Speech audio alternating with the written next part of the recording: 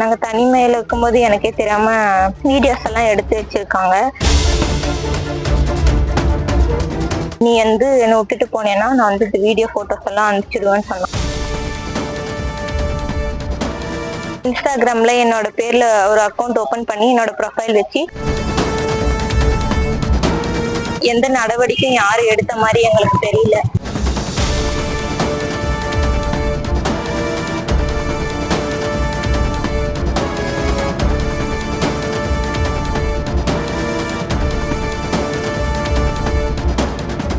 சந்துரு வந்து எனக்கு தெரியும், ஃப்ரெண்ட்லியா பேசிட்டு இருந்தோம். பெண்ணாக்கத்துல ஒரு பொண்ணோட அஃபேர்ல இருந்தனால அந்த பொண்ணு ஏமாத்திட்டு போயிட்டான்னு அவர் ரொம்ப மன உளைச்சல் பட்டார். என்கிட்ட வந்து பேசினாரு.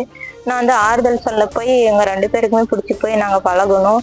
நாங்க பழகும்போது தனியா வெளியில எல்லாம் போயிட்டு வருவோம். நல்லா தான் ஃப்ரெண்ட்லியா தான் பேசிட்டு இருந்தோம். நாங்க தனிமையில இருக்கும்போது எனக்கே தெரியாம வீடியோஸ் எல்லாம் எடுத்து வச்சிருக்காங்க. என்னோட கான்டாக்ட் எல்லாம் அவங்க வந்து ப்ராட்காஸ்டிங் பண்ணி வச்சிருக்காங்க. வீட்டுல இருக்கவங்க எல்லாம் கண்டிச்சாங்க, பேசாத, முறை இல்லை அப்படின்னு சொல்ற மாதிரி சொன்னாங்க. நான் வந்து சரி இதுக்கு மேல நான் பேச மாட்டேன்னு சொல்லிட்டு நானும் கிட்ட இருந்து பேசுறத கொஞ்சம் கொஞ்சமா கட் பண்ணிக்கிட்டேன்.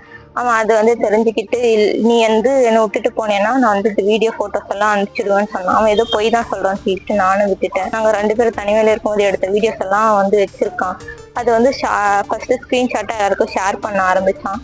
அதுக்கு என்னோட காலேஜ் வரையும் போச்சு, ஹெச்ஓடி வரையும் அனுப்பிச்சு விட்டான். என்னோட அப்பா அம்மா ரிலேட்டிவ்ஸ், என்னோட ஸ்கூல் ஃப்ரெண்ட்ஸ், காலேஜ் ஃப்ரெண்ட்ஸ் எல்லாருக்குமே அவன் வந்து ஷேர் பண்ணியிருக்கான். இன்ஸ்டாகிராம்ல என்னோட பேர்ல ஒரு அக்கௌண்ட் ஓபன் பண்ணி என்னோட ப்ரொஃபைல் வச்சு என்னோட காவேரிப்பட்டினத்துல இருக்க லோக்கல் ஐடிஸ் எல்லாம் ஃபாலோ பண்ணி என்னோட வீட்டு பக்கம் அக்கம் பக்கம் இருக்க எல்லாரையும் ஃபாலோ பண்ண ரெக்வஸ்ட் கொடுத்து அவங்க நான் தான் சொல்லி எல்லாரும் அக்செப்ட் பண்ணாங்க.